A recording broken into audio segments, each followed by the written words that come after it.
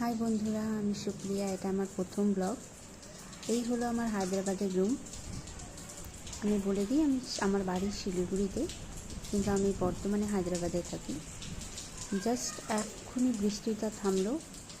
বৃষ্টি মানে কি বলবো, অসম্ভব বৃষ্টি। আমার গাছগুলো সব শেষ।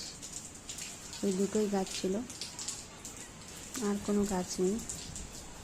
আর এখানকার বৃষ্টি এমন বৃষ্টি, একটু বৃষ্টি হয়ে গেলেই যেন জল হয়ে যায়। ওই দেখো, দেখতে পাবে জল জমে গেছে। এই দিকের এই অবস্থা প্রকৃতির।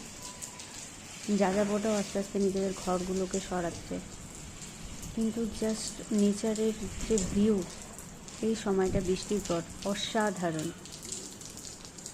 ছাদে তো জল হয়ে গেছে, বলার মতো নেই।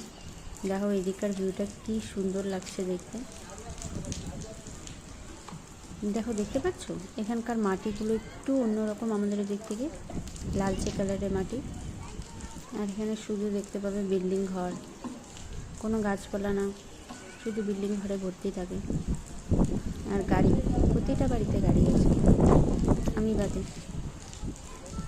ওই দেখো কত গাড়ি। ছাদেও জল হয়ে গেছে। এগুলো আমাকেই পরিষ্কার করতে হবে কালকে সকালে।